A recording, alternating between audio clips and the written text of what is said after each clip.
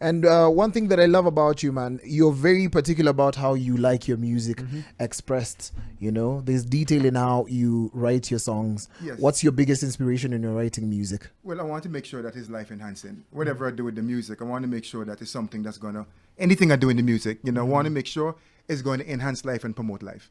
So, I don't want to promote anything that can have any negative effect on people and society and the environment. I don't deal with that. Yeah. I love it. You blend quite a number of genres in your music. I mean, you have your reggae, soca, Afrobeats, Afro house. How do you develop such a unique sound? How do you do that?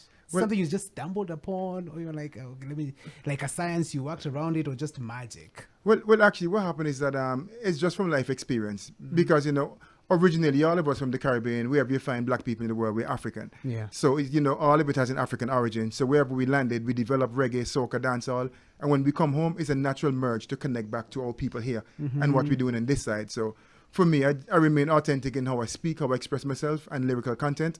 But when it comes to music, I just sing music. I don't limit myself to any genre. Yeah. One thing that I've also made an observation on is that you don't let anything, no negative vibe get to you. How do you do that? Because, in the world we're living in, you wake up in the morning, you're already being taxed for something. You wake up in the morning, maybe you're feeling a little bit off because maybe someone talked to you in a bad way, but you're all big on positivity. Kindly talk to us and tell us, how do you stay on the right vibration, positive vibration? Well, I would say this to the masses, irrespective of whatever religion you might embrace or whatever, you put God in the center of everything. When you put God in the center and really focus on the reason why you were created as a human being, your reason for being is what really drives the human. And for me, that's what drives me. So whatever comes up along the way, I know it's a lesson as part of my purpose. I know it's something that's going to enhance my purpose.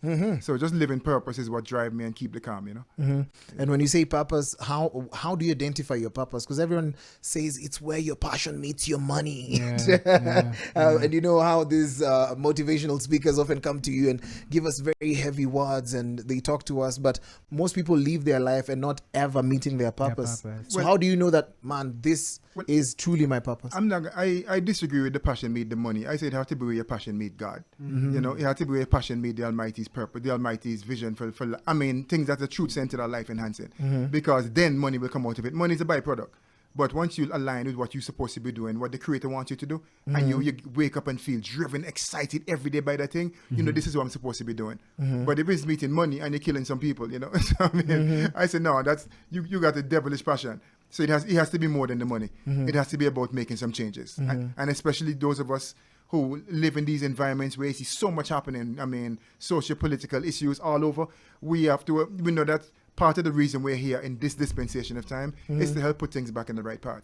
And when you look at the problems, something inside you has to drive you saying, man, I must be a part of the solution. If you sit down, you're part of the problem. You can't just sit back and watch it. You have to, and when you begin to do something solution oriented based on what your experiences are in your life, most times that's your passion. Yeah. I'm curious, you're a very, straightforward guy. You are knowledgeable.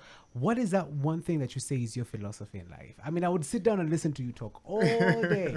Variety of When subjects. is your book coming out? Yeah. I mean, I'm just curious, what is your philosophy in life? Well, I would say my philosophy, because of, again, the period of time I was born in. I was born at a time when after chattel slavery and Africans stole and taken to the West. I was born after a time that they said we were enslaved in the West and now we're free. But then I saw the deception and the lies around what they call freedom. So my philosophy is based around us returning back to our true ancestral heritage. Yes. And that's what I work towards. So anything that I'm doing is working towards embracing and making sure that we can get back, not just the way we were, but move from that, use that as that's a big goal to reach to get back to our ancient selves, but then to move beyond that spiritually. So we have to evolve. So I mean, my mind is straight about evolving beyond the past. And speaking of evolving, what's your wildest dream when it comes to your advocacy and your music? What do you think is the biggest thing you would have achieved in your life as far as those two things are concerned? Well, for me personally, one of the biggest things I'll achieve is when people sing my songs and apply them. Because the lyrics are very deliberate and intentful, So if people start listening to my songs and applying what I'm talking about, like even we just sang with Giuliani, I said there was a time when things were bad. Yes. I felt like I was so alone, but I could not blame nobody. I said, in a glass house, don't throw no stones. So I realized I was the problem. And what did I change? I said I wake up early, praise the Almighty, take deep breaths, run till I'm sweaty in terms of exercise. Yeah. The food I eat must regenerate my body. So focused the devil can't distract me. Positive people I keep around me. Is it David Mighty in the building?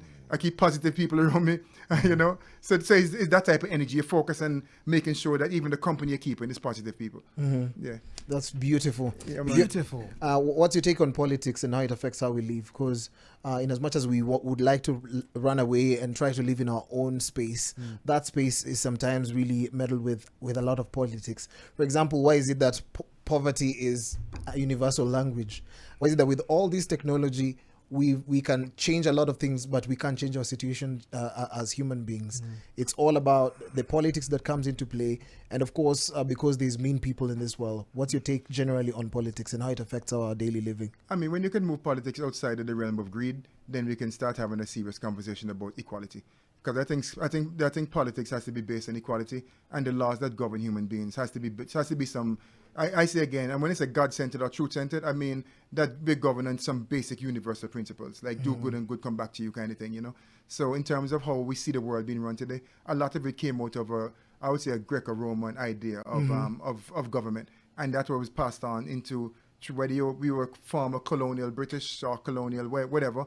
We have embraced systems that, especially for us, that are not Afrocentric, that are not African-centered. So we have to get back to embracing our tribal customs and so on and so forth, you know, because in those when you look back in history, you find that we had equality, we had peace, we had governance that made sense, you know. So when we step into a different type of system that's not necessarily designed for the future progress of Africa, Yes. you know, then we have to really look at it honestly. So I think the biggest part about it is sometimes we lie to ourselves and think that somebody else's politics can completely work for us, you know. And the other side of it is that the oppression that came through the political systems that were forced on us as a people, you know. So we have to take our destiny in our hands, and some of that to talk about in the music.